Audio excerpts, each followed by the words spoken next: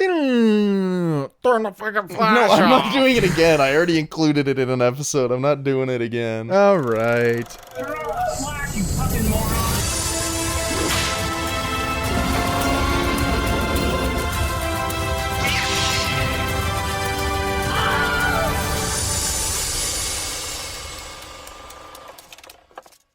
Hello. Hello. Hello. Is anyone out there? Is anybody there? And welcome to Screen Share, a movie podcast about pretending you're white. My name's Calder. And I'm Adam. And this episode's on BlacKklansman, spelled with a KKK right in the middle. Yeah. Although I'm pretty sure that the way the title is on the poster, the middle K is lowercase, but the other two. So I think that's meant to break it up. Yeah. So that's I've seen them do that at baseball games before. You might know more about this than I do. But where like K is a symbol for something, like strikeout. A strikeout. So they'll do one and then they'll do two. And then they'll flip one around. Yeah. Or they'll flip it upside down. I think that's for a different kind of strikeout or something. Okay. But I just remember watching a game one time and being like, are they about to just straight up put 3 Ks up there? But then they like did something to avoid it, which... Fun fact. We kind of just got right into it. I don't even know. That's fine. Spike Lee did the BlacKklansman spelling that way. The two original writers, who were two white guys, just had a BlacKklansman. Like it was still called that because I think that was the name of the original book. Novel? Yeah. Well, no, it's not a novel. I guess it's a book. It was written by the main character. Yeah, it's autobiography? Biography? Autobiography. It would be an autobiography. Maybe a memoir. BlacKklansman. What'd you think? We didn't even do this for the last episode. We didn't really do a what'd you think, but I think we got our points across. Sure. BlacKklansman, I really liked it a lot. Yeah, it's fun. It's good. I said this. I didn't watch it with Olivia, but she was there for like the end part when I finished it. And I was like, this is going to sound like a weird thing to say. And this kind of wraps up my thoughts at the beginning of the episode. Yep. I'm going to wrap up my thoughts. After this, we'll do Adam Driver. Yeah. On the movie, this is the most fun, feel-good movie about racism that I've ever seen. Because the vibe, the style, it's just like, it's lighthearted throughout, but when it deals with dark and mature subject matter, they also don't shy away from it. Yeah. And it feels like it should be weirdly balanced. Like it feels like it shouldn't work, but it does. And yeah. I think that's really impressive. And I think that's one of Spike Lee's like best qualities as a director is he somehow kind of makes serious topics also really fun and enjoyable. Yeah. So this is the first Spike Lee joint that we're doing on this podcast. See how I did that? Because he usually says it's a Spike Lee joint. Does he? Yeah, usually. Nice. And this is a late stage Spike Lee movie because this was his second most recent movie that's come out. Okay. The most recent one's Da 5 Bloods. Did you ever watch that? That was with Chadwick Boseman. Yes. I didn't watch it, but it was very good. I heard it was good. Kind of got snubbed at the Oscars, which I think that's where we'll start this conversation, where Spike Lee has not gotten a lot of Oscar nominations for being a director who's been working basically since like 96 or not 96, 86. Mm-hmm. This is his most nominated movie, but you've got Do the Right Thing in there. You've got Malcolm X in there. And this is more nominated than Malcolm X. Hold on. I wrote this down. Let's see. So this movie has gotten 3 nominations, 6 total. Malcolm X and Do the Right Thing are 2 of the greatest movies maybe of all time. Do the Right Thing got an original screenplay nomination. And Malcolm X, I think maybe Denzel was nominated. Probably. But like Spike Lee didn't get any. Yeah. Spike Lee didn't get Best Director. I don't even know if it was nominated for Best Picture. Like, this is the one that they're giving Spike Lee all this stuff. I think it was actually nominated for Best Picture, Malcolm X. Okay. But like in terms of Spike Lee's accomplishments, This is the movie he's been most decorated for with nominations. He didn't win anything. And I don't think he's ever won an Oscar. Here, you keep talking about it while I look it up. I wrote all this shit down, but I write like a fucking freak. No, sorry. His only Oscar win is for this movie, and it's for adapted screenplay. Everything else, which Do the Right Thing was an original Oscar nomination, he didn't win that. Yeah, this was his first time being nominated for Best Director. Okay. Which is just insane. Like, this is a good movie. Yeah. But how do you not nominate Do the Right Thing? When it comes out, it's his like third movie. One of the greatest movies.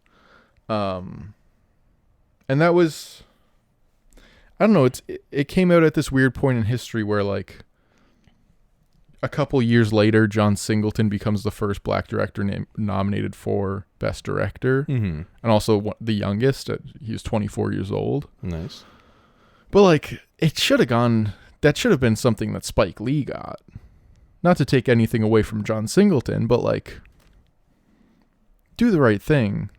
You should give whoever made that movie a Best Director nomination. I have not seen Do the Right Thing. It's incredible. Okay.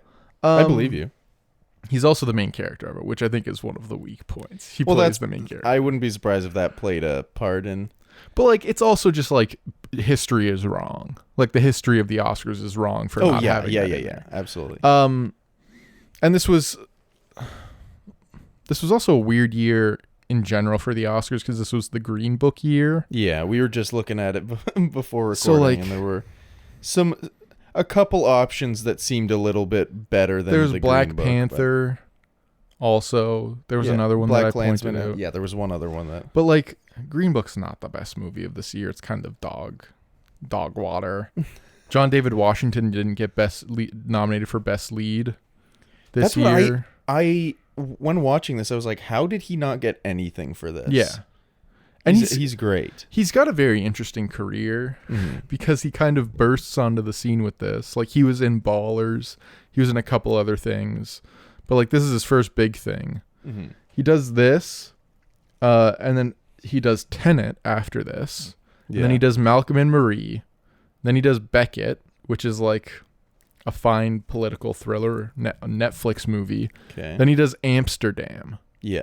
And now he's got some sci-fi movie coming out. But, like, essentially a Nolan movie that he's good in. Yeah. And then 3 kind of stinkers that people don't really like. And then this.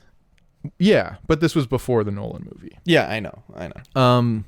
So he's like, great, we have a new leading man. We have this guy. And he's related to Denzel Washington. Cool. And then he's like, oh, he can do action. He can be like, maybe he's an action star. And then it's like, oh, he's in the weird Sam Levinson movie.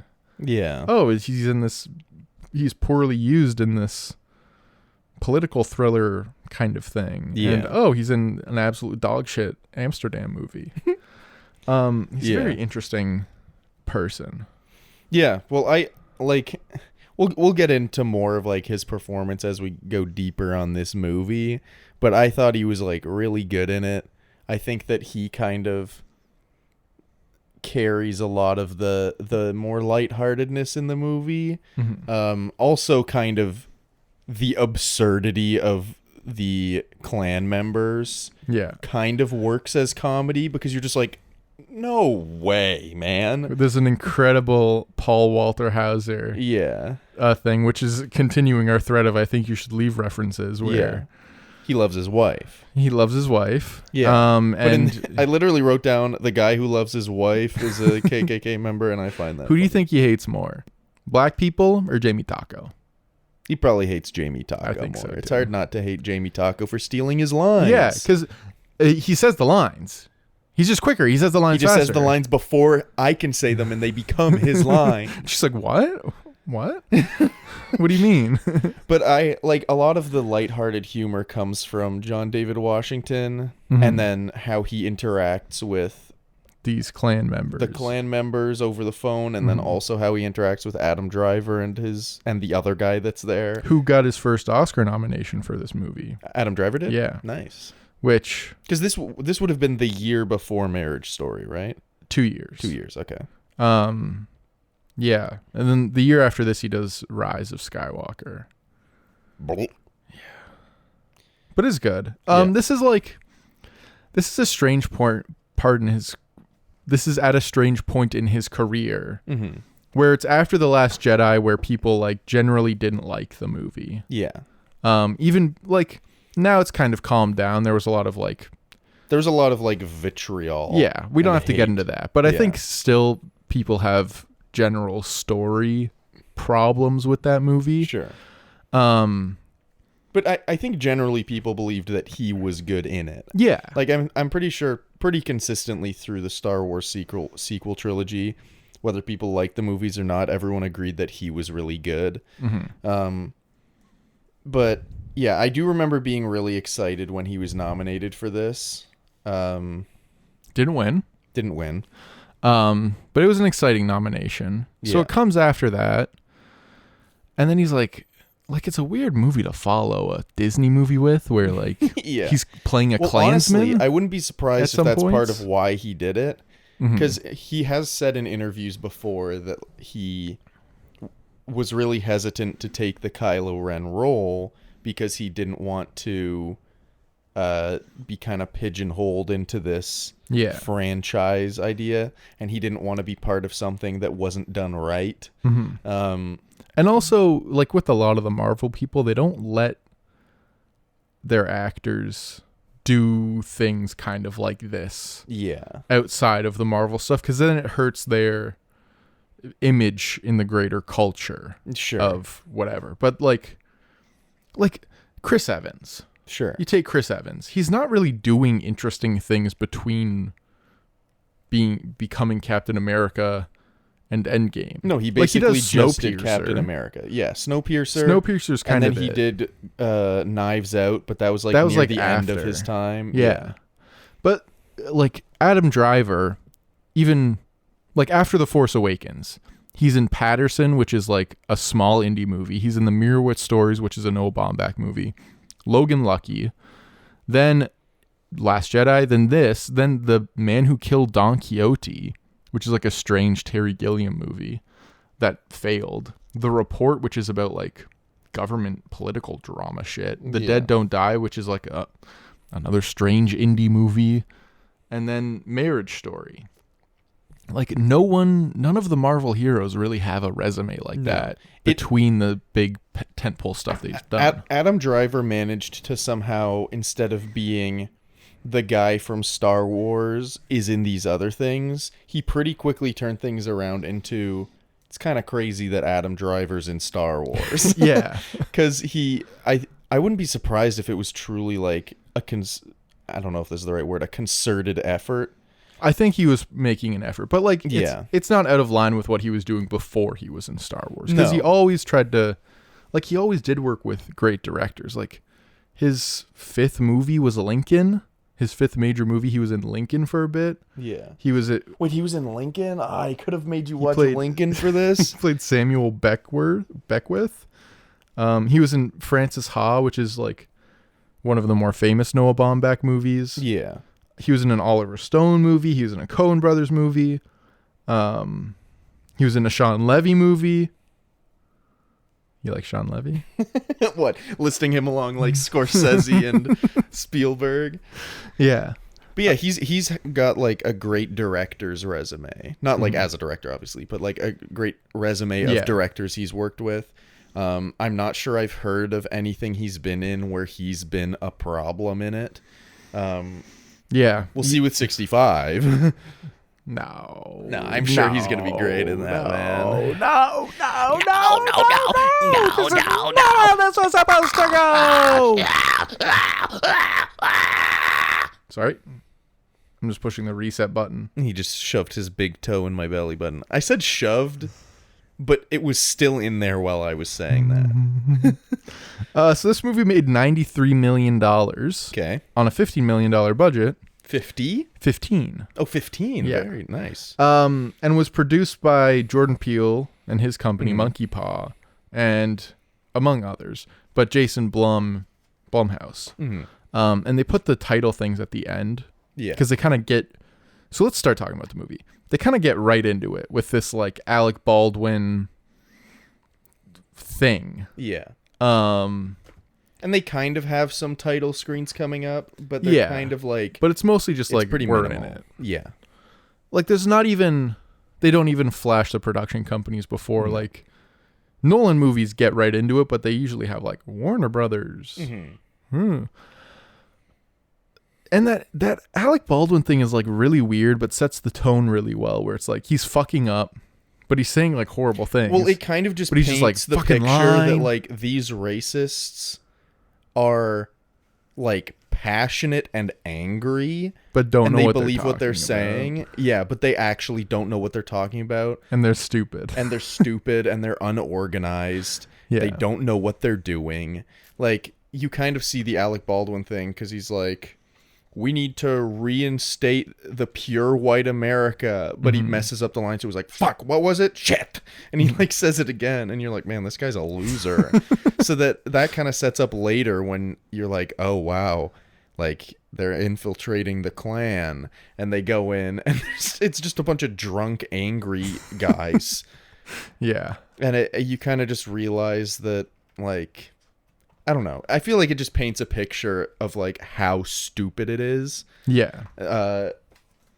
And I think that's where they like are able to pull humor in, because they could make it about how dangerous the Klan is, and they Yeah. do talk about that. And near the end, it sort of like really puts that message to the forefront with the Oh, yeah. montage of like the Charlottesville stuff, because Which that was I didn't very really. topical I at did the not time. expect them to end with like I didn't recent either. stuff. Yeah, I didn't either the first time I watched it, because this was a rewatch for me. Yeah. But the first time I watched it, I was like, oh, Jesus Christ. And then they like cut in the Trump stuff. Well, because they like end on this positive note where it's like, yeah, we were able to trump these guys. Trump's maybe the wrong word to use right after you overcome mentioned these Trump. guys. We're able to like beat these guys, expose them, like things are moving in the right direction, and it's kind of this happy note. And then it's kind of weird. We're kind of just jumping to the end here, but like where There's a knock what's on his their name? door. Ron is the main character's name. Yeah, Ron Stallworth. Ron, and then his partner Patrice. Patrice. They Laura Harrier plays her. yeah, and she's very good in it. Yeah, she's great. But they like hear a knock at the door and they pull their guns out. They do a sick dolly shot down the hallway. We'll talk about it. We'll talk about that in a bit.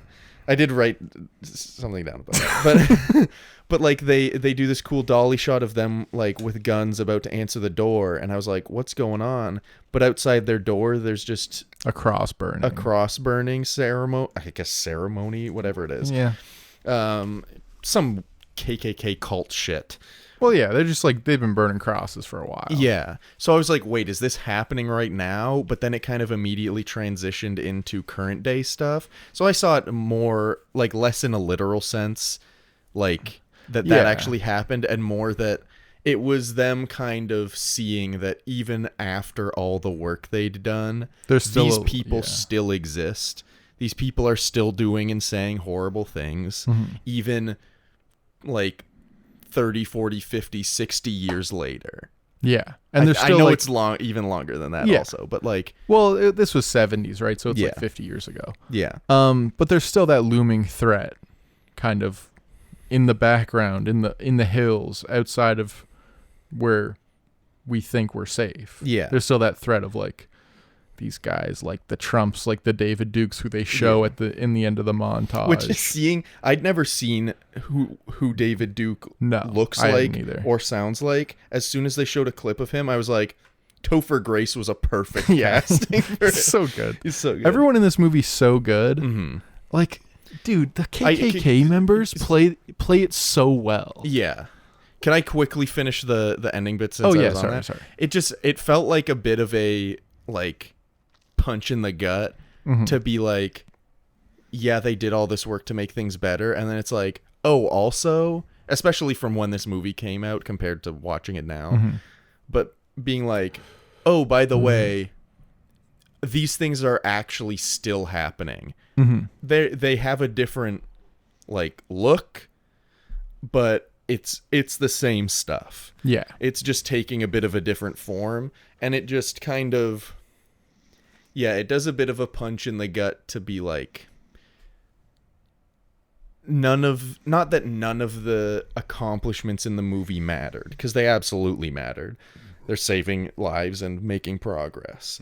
But it just feels like, man, it didn't have the intended effect. Yeah, it like cut the problem, but it didn't fully like uproot the problem. It's still prevalent, it's still here. And I think that was a really strong way to end it, especially starting with the Alec Baldwin thing and then ending with that. I just feel like, I don't know, I like that. It showed, because Spike Lee also does a lot of documentary work. Like, he made a Katrina documentary that was like, it's like this big thing about, big, long, whole thing. But like, that's some of the most clear footage I've seen of a lot of those events, because we followed them while they were happening. But like, the Charlottesville, specifically the car footage is like, it's brutal. It's really brutal. Like, even watching, like, I'd seen clips of that before. But watching it, it was just so clear. It was so big on my TV. I saw angles that I hadn't seen before. And it was just like, man. And then the people talking about it after, where it's like not the news reporter footage, but like just people talking. Just the people footage. Yeah. And it was like right after. It's literally a guy talking to a camera, saying with he had people to jump out on of the way. ground behind him, being like, I almost got hit by a car. I had to jump out of the way. There's people behind me. Don't know if they're going to be okay. And one of them obviously was not okay and died. Because it's like, you hear about that and you're like, it's so difficult to kind of connect your brain to that thing when you're just like seeing a clip in a news headline and like, okay, something happened. I'll watch the clip, but like, it doesn't connect in the same way that it connects when you watch it in the way that Spike has compiled this footage. Yeah, and especially coming after the entire like story that we just watched. It kind of just like emphasizes it. But yeah, it's really hard not to watch clips of these things that happen, like, and have been happening in the past like 10 years or so, and not just be like, oh man, that sucks. Yeah. Because there's not really much that you can... There's no, like, human thing. Like, there is a human thing, but, like, you've seen so much shit on your phone. It's so disconnected. It's just, like, it's kind of nothing. Yeah. Because the shit on your phone means nothing. Yeah. At this point. Like, especially since the way that a lot of people get that kind of information now is through social media. Yeah. So it's like, you're scrolling, looking at the most mindless garbage for hours, and then you come across something like that, and you might stop for a second, you might process it differently, but it's still, like... I was gonna... It's just juxtaposed with, like, a Kylie Jenner ass pic, or, like, some other bullshit that's not meaningful at all. So then going from like, this is like, I'm seeing this that doesn't mean anything, and then we scroll to something that actually does mean something. It's hard to flip your brain back onto that, especially when you're kind of doing it like a zombie when you're scrolling. It's like looking for an egg in a silo full of golf balls. Brother, you got me there. Slap me some skin right there. Slap me some skin. Hold on. One more time. Ow! Ow! So the dolly shot. Yeah. That's got to be... They do it twice. The double... Where they pull them with him? Yeah. What's the first time? No, there's one time earlier in the movie. I could have sworn it.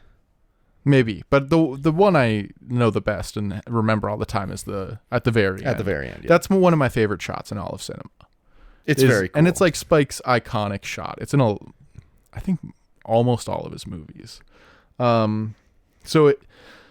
The way that this dolly shot is pulled off, it's either called the double dolly or like the float. I've seen it referred to as. The actors are on a dolly, the camera's on a dolly, and they're moving backwards at the same time. Yeah. So the actors are posed, but they're not moving like they're walking, but everything around them's moving, which gives it a really cool effect. Yeah. It's sort of dolly zoom-esque in like how surreal it is and how it sort of affects the background of the characters.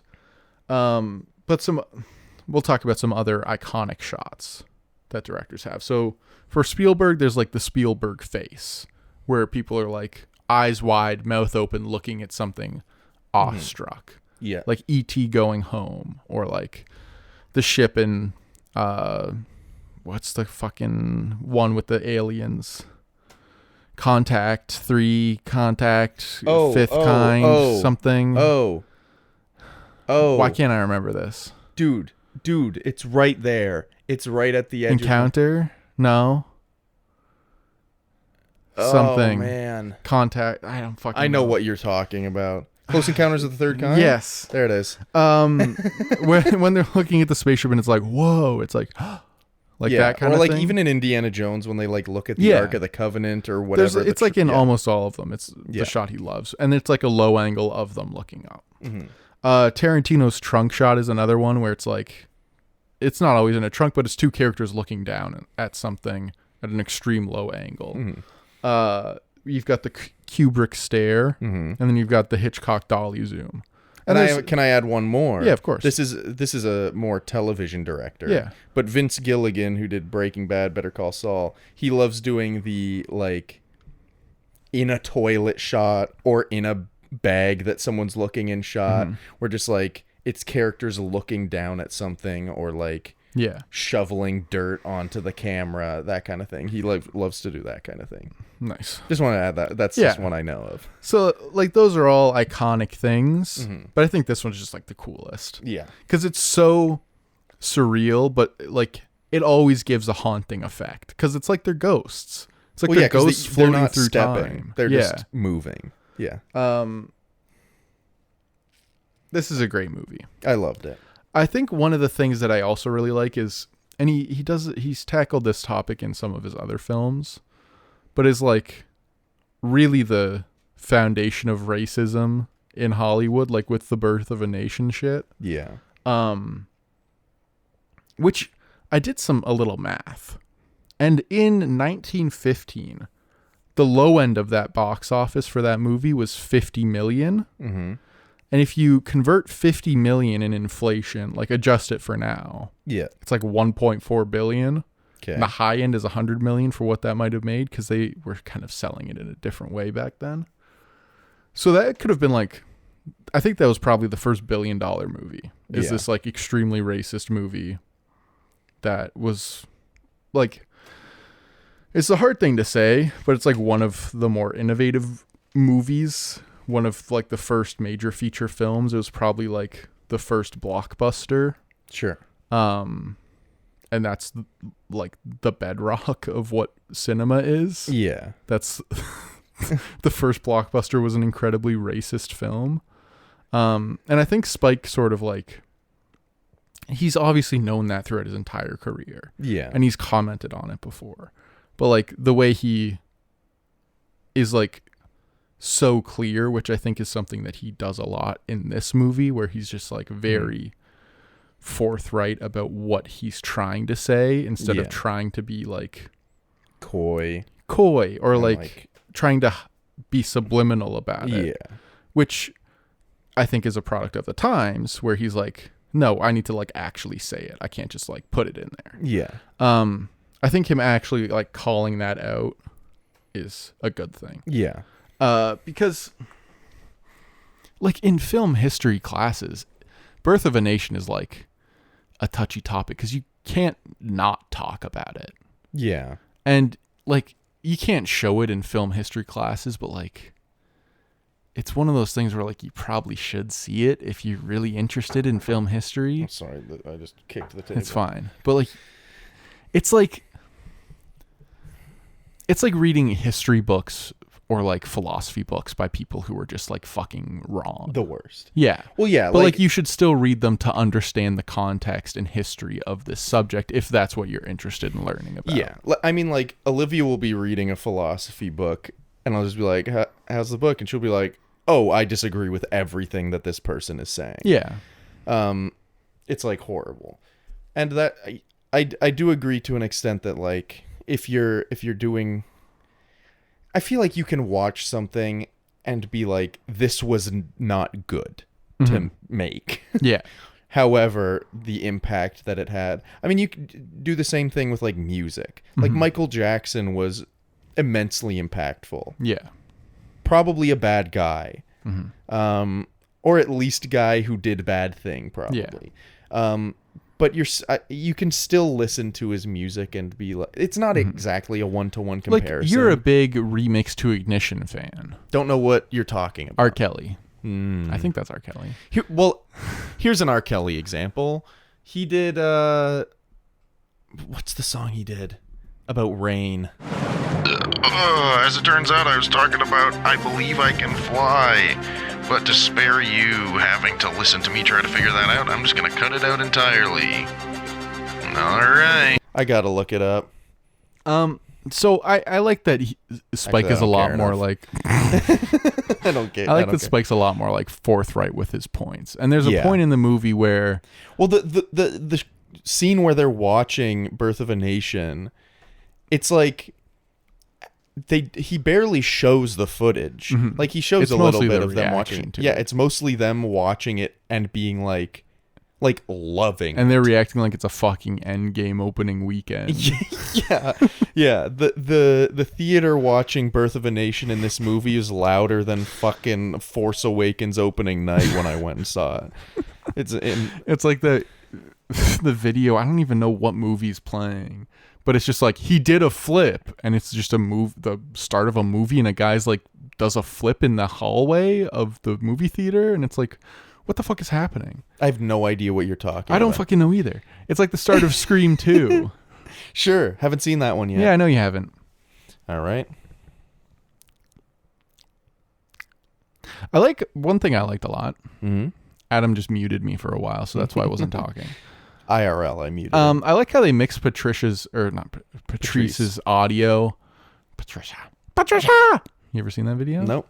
Where she's like drops the gun or something, and then she yells at her, and she says, "Patricia, so your mom's got lunch." I like how they mix Patrice's audio to be like a little louder in group scenes. Yeah. So like when she's singing, you can like hear her, and it's not auto-tuned or anything over everyone else, or like. When Kwame Ture, who was I don't know the actor's Corey name, Hawkins, but he as soon as he came on screen, I was like, "Was that Dr. Dre?" Because he played Dr. Dre in Straight Outta Compton. He's really good, and he's good in this movie. Well, yeah.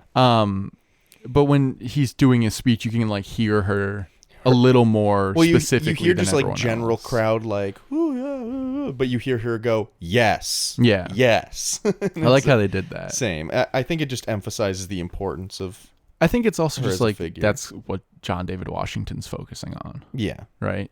He's like into her. You know. What else did you like about this movie? There's like a ton of fun scenes. Like figuring out the investigation is a really fun scene. Well, I love any time he's on the phone with anybody. That's good. And he's just like pretending to be a white guy. And I love the thing of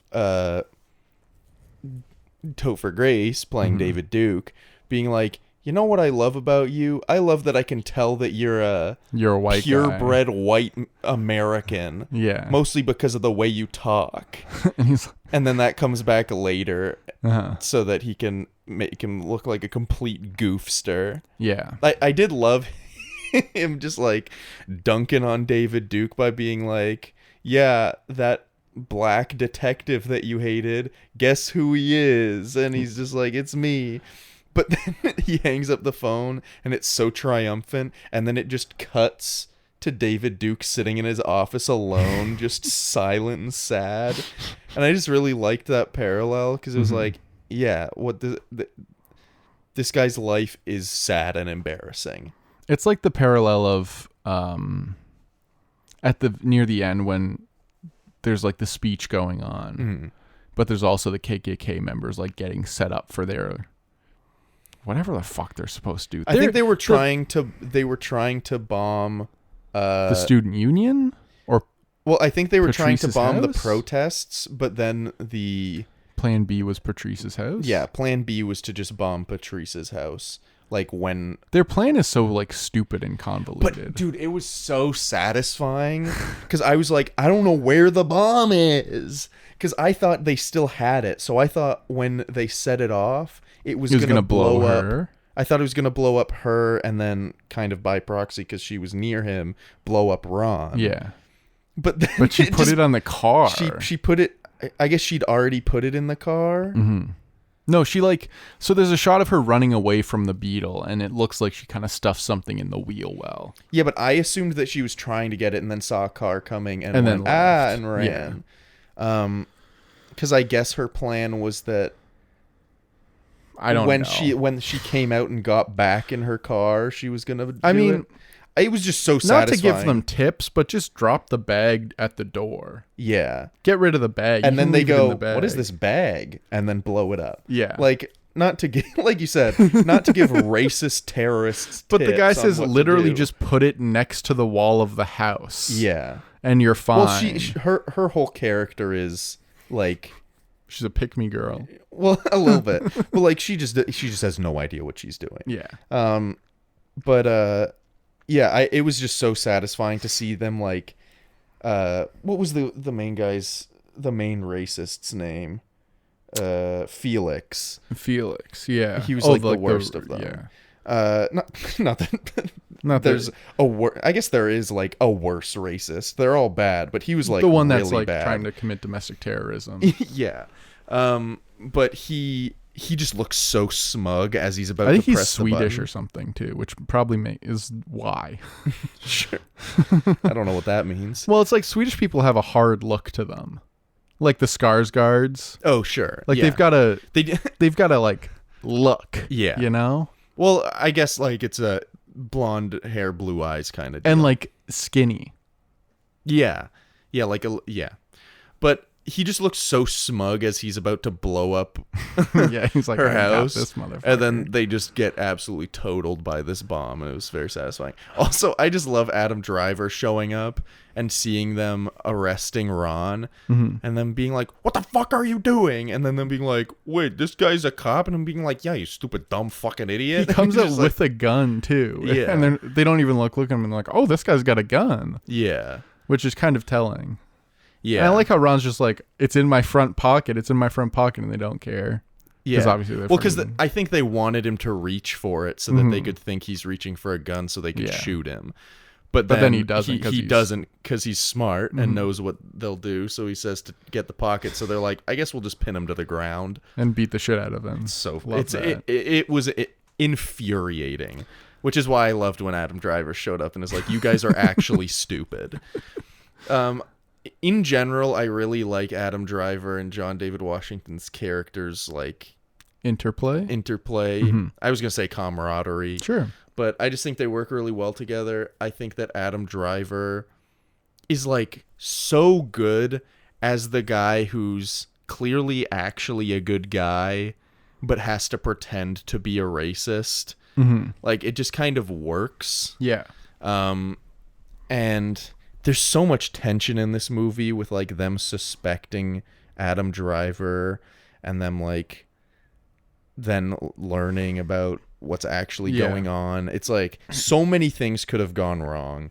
I don't know. I just really love it. And I didn't feel like when watching Silence, I enjoyed the movie. Like it was very good, but I wasn't having a fun time because the subject matter was very heavy. But this is just a fun movie. Well, yeah, the subject matter in this movie's heavy, but also it's really fun, which sounds weird to say, Yeah. but it's just Spike Lee strikes the perfect balance where there was never a moment where I was overwhelmed. I was stressed, but then it would kind of like move to the next thing and And have you put a your couple baby sensory jokes. videos on. Yeah, calm I'd watch down a like little the bit. little pineapples jump around. You'd crawl into Olivia's lap, get a little cuckoo, get a little Get a little cuckoo. yeah, get a little like susu in your mouth. That's what you were trying to Yeah. say. Get a little susu, get a little goo goo gaga. Get a little scratch, a little head scratch. Yeah. Start A little purring. bit And then you go back for another 5-10 minutes and then go back. Yeah. I could only watch this movie in 5-minute increments, and then I had to get a susu in my mouth. One thing I don't love is how like neatly it's tied up. Because there is the one ending where it's like, it's kind of tied up neatly. They get that one cop arrested. Mm-hmm. Everyone's like, that. You love that? Well, I just love that they got that cop arrested. I do too, but it feels a little like, oh, also, hey, fuck this guy. Yeah. Like, it doesn't feel like it's planned, really. Or like I feel a little bit just like inserted. I feel like we need like one more scene or something to set that up. Yeah. But like, I think the ending is a little rocky because it shifts tones a fair amount, and it's trying to do a fair amount in like 10 minutes. It's trying to do a lot in 10 minutes. Yeah. Where it goes from like the triumphant, oh, we did the thing with the Klan. We got that figured out. We arrested that guy. But the investigation is shut down. But he might get transferred to another unit. Yeah. And there's a knock at the door. But even before that, it's like, he's nostalgic because he's wrapping up like all of his reports and stuff from this investigation. So he's like looking at his name on a Klan membership card, and he's like, man, I can't believe we just did this, and he's feeling good. But then there's a knock at the door. His partner is like, I don't know if I can do this because you're a cop, and I just don't think it aligns with me being the head of the student union. Yeah. And then he's like, what? And then there's the knock at the door, and then there's a cross burning, and then there's the montage. It does kind of jump around a lot in the last like 20th of the movie. Yeah. It's like a very short part where it just feels like it lost focus a little bit. And there's nothing that happens that I dislike. I just wish there was a way to like smooth it out a little bit. Like, I feel like some of those things could have been solved earlier in the movie than they were. Yeah. Or like, honestly, less scenes than they were. I think once there's a knock at the door, I don't have a problem with the pacing. No, because I think that it's an interesting way to do. That's a good way to end current the events movie. thing without just fading to black at the end and then putting text up that's like, these kinds of things are still happening today. Yeah, and do the thing. It was much more interesting, but it's like the 10 minutes before that. Where you're just kind of like tying up 6 loose ends quickly. Yeah, and like, I just found that kind of like, on a rewatch, like, the movie flows so well. Yeah. Up until like literally the last like 10 minutes. Yeah. Kind of. It's kind of John Wick-esque, just not as the bad. Entire second half. Yeah. But just like where it's like, wow, this is like perfectly paced and perfectly edited. It's like flowing so well. And then all of a sudden it's not. I wonder if that's like a difference in editors or something. Like, I wonder what the reason for that is. Maybe it just, I don't know. I don't really know. I think it's just like, it's hard to make a movie. Yeah. And it's hard because like you want to see that guy get justice served to him, but like it would have felt a little bit like a bummer if he just like got away with doing those things. But like, I feel like that might also be more realistic. Yeah. Because that last scene where they do arrest him feels a bit like a fantasy thing. Because even the like head sergeant comes out, but you don't expect the head sergeant to be on their side. That, and like obviously he deserved to be arrested and did bad things. But I was like, what are the charges? Yeah, because I guess they got a confession from him that he wishes that they had died instead of the Klan members. I don't know if you can arrest someone for that, though. Yeah, I don't... It was a little confusing. Like, here's the thing. In reality, they could find something. Like, he's clearly a crooked cop. He's a bad guy. But it just felt like they got him, but I'm not really sure if they got him with enough to convict him. Sexual assault. Like, they said sexual harassment, so, like, he admitted to feeling her up after he pulled her over, but, like... I don't know if that stands in court also. It just introduces a lot of questions that don't have answers and adds a bump that I didn't need. It's a triumphant scene, but like I need one more before that for me to understand why and how they're doing this. Yeah, I don't have a problem with them doing that. In fact, I'm glad that they did it. It just felt like, like they just gave us the moment without giving us everything around it. Yeah, I agree. Now, that's the only thing I bumped on the note of that guy, he did have a quote I liked. Of course. Where he was talking to Ron when Ron was just working in the like file area. Like when he was I think we might have the same quote. He says, "I heard you think you're hot shit, but you're nothing but a cold fart." I literally wrote that down too. I just remember him delivering that and me being like, I think he delivered that like he thought it was a sick burn. But it's like kind of just goofy. Dude, imagine farting and it being like chilly. Yeah. Being like, it's like you ate a mint with your ass or something. Honestly, now I'm kind of curious if that's even possible. We could test that out after this. But also I like how as soon as he leaves after that scene, Ron just starts like punching the air and doing like fighting. He does like karate he beat him up. Yeah. He's like Dwight Schrute. And he does that again at the end of the movie, but with Adam Driver after they've like succeeded, where he walks in and Adam Driver starts throwing shit at him and he's blocking it with a binder or something. But I don't know. I just thought it was funny that as soon as he left, he's just like like punch in the air. I thought it was funny.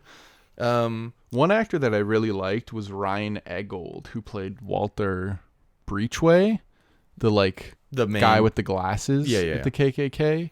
He's on New Amsterdam now. I don't know if you've seen an ad for that. I've not seen it. But he's like mostly a TV guy. He kind of looks like someone that we used to know. We can talk about that off pod. Sure. Yeah, we can. But he looks like someone, he always reminds me of someone that we used to know, but I think he's incredible in this movie. Yeah, I think and I wish he was in more shit. Because here's the thing. I think you need him a little bit because we kind of get the varying levels of racist. There's absolute fucking brain dead idiot with Paul Walterhausen who where he's can just barely an string a absolute sentence drunk. together. Yeah. And then there's violent freak with there's guy. Well, because Felix is just like straight up like psychotic racist. Yeah.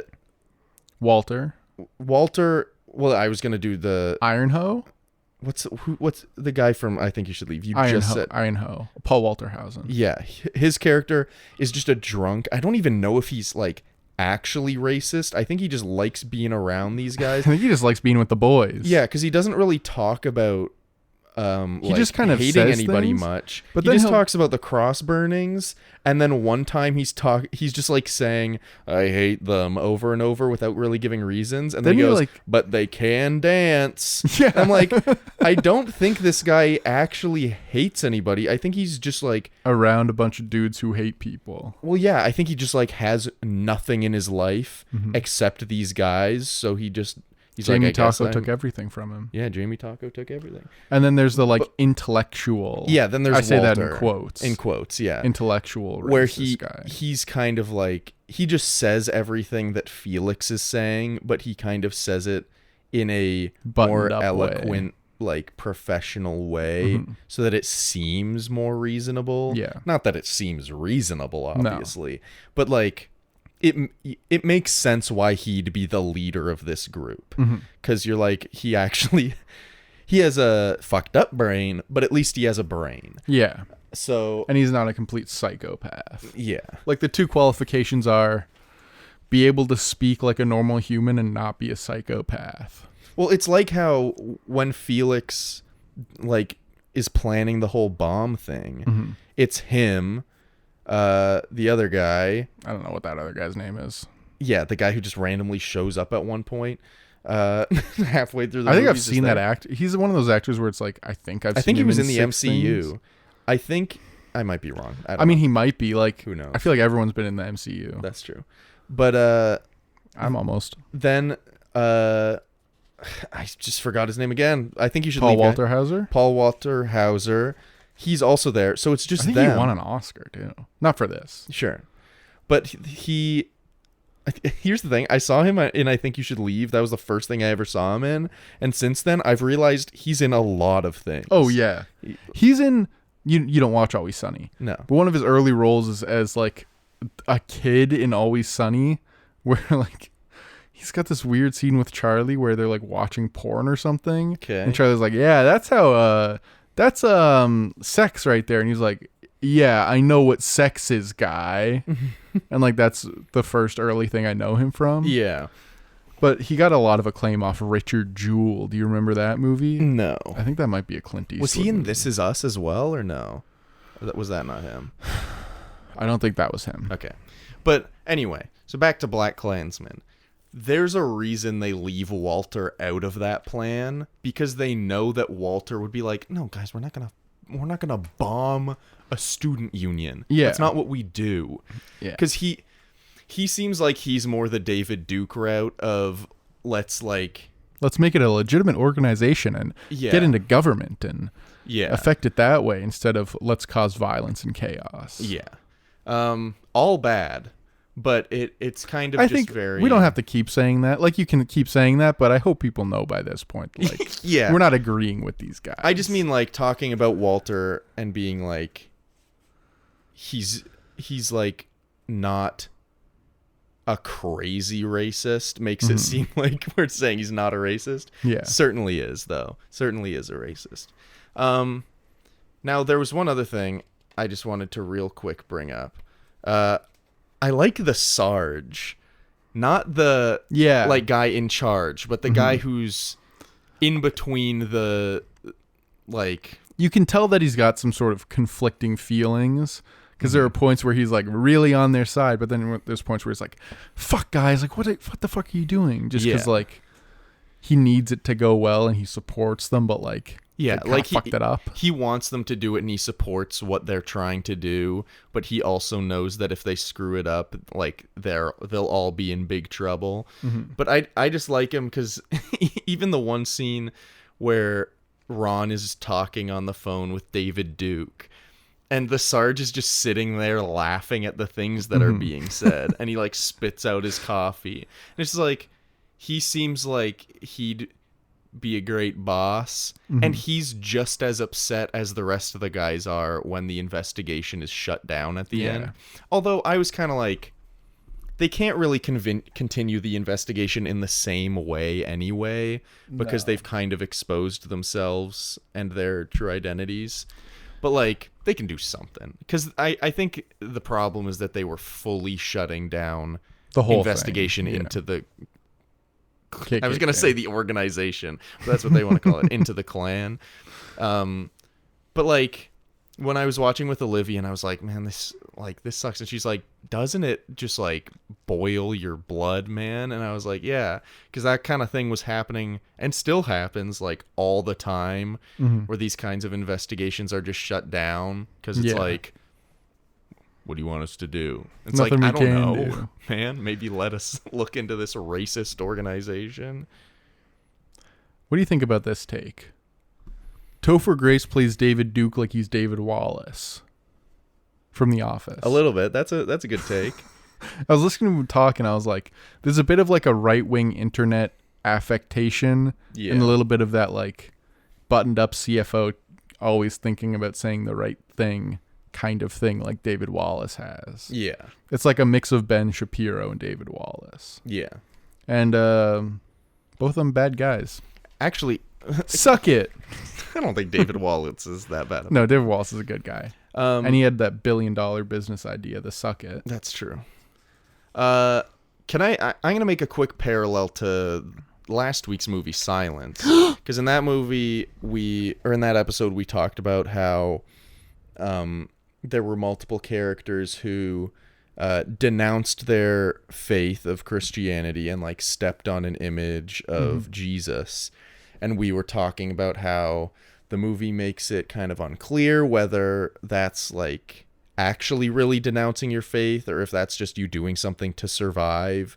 And I felt kind of the same way in this movie when Adam Driver's character like makes an oath to join the Klan. where he even has like the water splashed on him. He like says all of the things of this oath.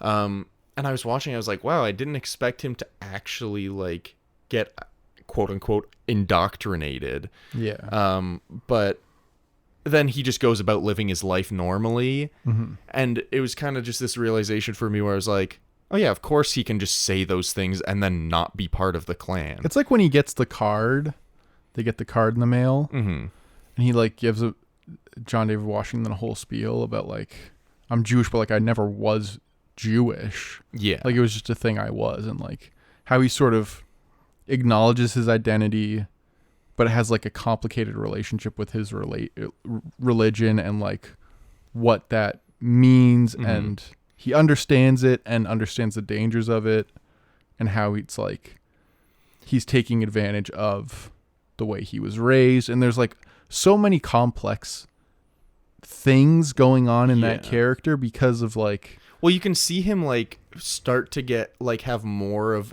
an internal reaction when the guys he's hanging out with are saying anti-Semitic things. Like at the beginning, he just doesn't think much of it, but later it's pretty clear that takes it's offense bugging to him. it. Yeah. And I think a lot of it is that John David Washington's character Ron is kind of opening him up again to like seeing this stuff and feeling this stuff, whereas he had kind of closed it off as a bit of a defense thing. Yeah, and I think it's Adam Driver's character kind of realizing and starting to sympathize and empathize with like the movement, not the Klan movement, but like black people. Yeah, and like with the student union and everyone, just like him realizing why Ron cares about it so much, because he's starting to care himself. And I think that's great. But like the silence parallel of denouncing something, or in the case of BlacKkKlansman, committing to something, but that not really meaning anything if you don't actually live out that commitment or live out that apostatizing. Yeah. It's like saying something but not having it be true in your heart. Yeah. Which, like, when watching both movies, it's tough to see them do it because you know that they don't want to. But it's also this thing of, like, this doesn't mean anything. Yeah. Like, really, like... It's a logical calculation more than an emotional one. Yeah. Because if in that room he doesn't do this stuff, he's fucked. Yeah. So, like, he just kind of has to do it. Like, in Silence, they kind of just... If they want to stay alive, if Andrew Garfield wants these people to stop suffering, he has to do this. Yeah. Like, that's the option. That's the only thing he can do. And then in this movie, if Adam Driver wants to get to the bottom of this investigation and expose these fuckers...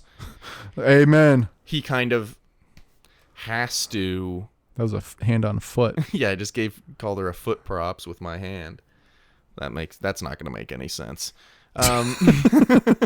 But like in the same way, Adam Driver kind of has to do the opposite in this movie, where in order to save the investigation and save a bunch of lives, he kind of has to quote unquote commit to the Ku Klux Klan. Yeah. But he's obviously not actually doing that. Yeah. It's a formality, truly, just similar to in Silence how the denunciation is the same. Questions. Yeah. What do you think of John David Washington as a movie star? Because we saw Tenet together. We did. Have you seen any other stuff he's been in? No. After Tenet, I think we were both kind of like, he's got something. Well, yeah, I think that he was good in it. I felt like the movie didn't really lend itself to showcasing him. Yeah, but like in all the set pieces, you're like, this guy's a fucking action star. Like when he's fighting through the kitchen. I remember when we were watching that, both of us were like, oh my God. Like, it's great. You know what I would love to see him in? I'd love to see him in a Kingsman style movie where it's like, or like Bullet Train. Like stylized action. Yeah, where it's like stylized, almost comedic action. Yeah. Because I do feel like he's got a level of charisma that is kind of comedic. So I wouldn't want him to I don't know if I'd want him to go like full action star and do like John a Mission Wick or Impossible something. style thing. Like, I feel like he's got to have a little bit of fun too. Because he has the personality and the charisma to, like, pull it off. So, like, he doesn't need to go full, like, John Wick. It's just a physical performance. Yeah. Right? Who's the guy who was in Hamilton and then was also in Glass Onion? I think he also has a junior in his name. Oh, Leslie Odom Jr. Yeah. He kind of reminds me of him a little bit in the way that he's able to have a very serious tone, but, like, there's just a default level of charisma that he has that just makes every character They're both just very that charismatic. more. Yeah. So, dude, we should do Glass Onion or Knives Out or something. yeah, I would love We'll to do talk about that something later. But, like, Off-pod, I feel like off-pod. Leslie Odom Jr. has had a couple more opportunities to do that kind of a character, whereas John David Washington has kind of just done this Tenet. Yeah. Malcolm and Marie, I guess, which is different. Malcolm and Marie's kind of like it's a COVID movie. It's kind of fine. Yeah. This movie is honestly the closest to, like, the kind of movie that I'd like to see him in, which is not that this is an action movie, but just like something that has a little bit of humor in it. Not even humor, just like there's like lighthearted. I know what you mean. I think because I don't know what I mean. Yeah, I know what I mean. I think but the difference between him and Leslie Odom Jr. is that Leslie Odom Jr. tends to go for supporting roles, whereas John David Washington seems to be, at this point, more interested in leading roles. Yeah. And I thought, even though the director of Amsterdam is kind of like a piece of shit, I thought maybe that could be it. It's a mystery movie. It's supposed to have a twinge of comedy. Yeah. You know, he's going through this thing. He's got some pretty big co-stars to play off of, and Christian Bale and Margot Robbie, but like movie's dog shit. I don't know what to tell you. I thought this was going to be his big break, and then it was dog shit. Well, like, yeah, and I thought Tenet was going to be like also a little bigger for him, but like it had the COVID thing, and then it was also like I said, it didn't really lend itself to letting him shine. It was more about the concept than it was about the characters. And I think it's better on a rewatch, but a lot of people don't want to rewatch Tenet. Like, they want to rewatch Interstellar or Inception if you're that kind of person. Well, it felt very Inception-like, that, like, Tom Hardy and Joseph Gordon-Levitt, they were, like, good in those movies. And, like, Leonardo DiCaprio, too. But, like, nobody thinks of Inception and goes, dude, Tom Hardy is nuts in that movie. Yeah. They just go, yeah, it was good. Yeah, it was like you see when they've been the buildings in it? You see when they've been the buildings? They get the whole city and they bend it over. How many other Spike Lee movies have you seen? I feel like I've seen at least one. Yeah. Maybe an older one, but I'm not sure. Okay. I haven't seen a lot of movies. I know. to be honest. I like to ask you this question just in case. Yeah. I think Do the Right Thing is like, you should put that in your watch list. I think you'd like that one. He's so good. He's so good. There's almost like not a bad one. I mostly know Spike Lee from looking really sad on the New York Knicks sideline, wearing a very bright hat, just all orange, all orange and blue. Yeah, bright orange glasses. What kind of undercover mission would you like to take on? Oh man, like what kind of thing would I like to infiltrate? Yeah. Like be a double agent? And don't say a sorority house. the United States Republican Party. Ugh. I think that's a good one, I guess. I was gonna say like drug dealers. Or something. Oh, fine. In that case, probably the Clintons. Black market action figure dealing. Wait, so you're like, oh, he said drugs because he likes to do them all the time. No, is that I what was you were just saying? like thinking, oh, if he wants to do like infiltrate a drug ring, like I should follow suit and choose something that I like have in my like is a prevalent part of my life. Yeah, dude. So I was doing coke the other day. Yeah. let me tell you, wild stuff. Wild That stuff. cocaine is. I've never done drugs like that. I think we're ready to get. I think we're honestly ready to go. Where would you cast Adam Driver in this movie? Aside from the Adam Driver role, Yes. I honestly don't think I'd cast him as any of the clan members. I don't. It seems May- like a bit of a waste. You know what? Maybe I'd cast him. I do think that the guy who plays the Sarge is really good, but I'd probably cast him in the Sarge role. Yeah. Who else? I could see him as like, I don't know what the guy's name is, but like the other guy that they work with for it. Oh yeah, the guy. Who's You know how just there's there. the older guy? Yeah. Who I like. I like him. I liked him. I don't just even wish know what- they said his name more than probably once offhand. We also didn't say Adam Driver's character's name, which is Flip. Flip. I don't know Well, what yeah, his his full name's name is. Philip, and they call him Flip. Yeah. Yeah. Yeah, I guess the Sarge. I can't think of anyone else. I mean, honestly, I think. I mean, this is the case Maybe in for the most of Adam these or movies. the Alec Baldwin thing. Oh, maybe. Yeah. But I just feel like this is the case for almost all these Adam Driver movies. But the best role for him is the one he's in. Yeah. He's like so good. At I think in Silence, I really want him to see do the Andrew Garfield. the role. Bing bong. hello. I said a bing bong, not Who's there? ding dong or ring. Because that would be a phone. Who's there? This is your father. Sam Elliott? Is that you? I'm gonna be needing you to driving a Ford F-150 with the best torque in its class. Sam, what do you think about Power of the Dog? What? The Power of the Dog. What the fuck are you talking about? The movie with Benedict Cumberbatch where he's a cowboy. The one that you said was too gay for westerns. I haven't seen that shit. But you said it was super gay and you don't like the Did he really cowboys say that? He said something along the line. He said something along the lines of very, very, very loosely paraphrasing here. Sure. He said that it was cowboys weren't as gay as they were portrayed in that movie. Sure. But like, okay. Yeah. Oh, cowboys. They Sam never Elliott- learn. Sam Elliott, stick to Star is Born and Big Lebowski. Get out of here. Stick to Stars Born and GMC, bitch. If you got a truck, All right, where are we ranking this shit? Honestly, this.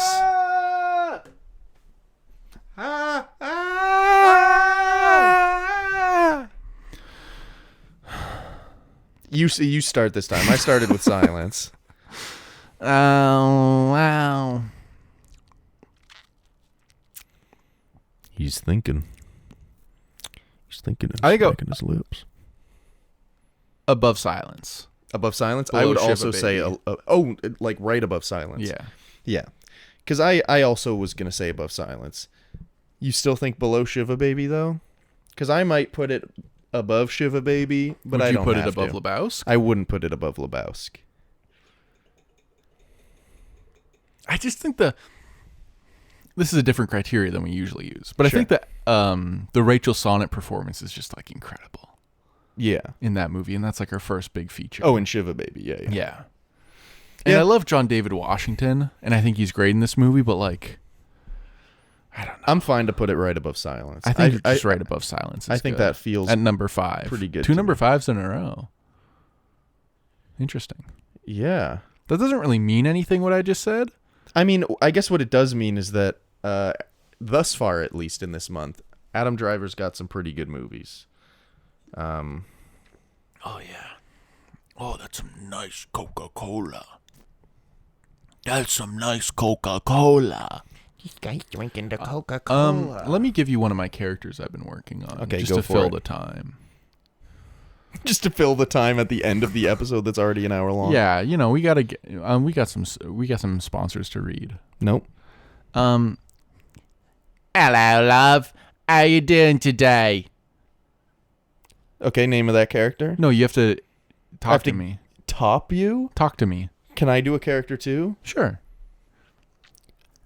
Hi there.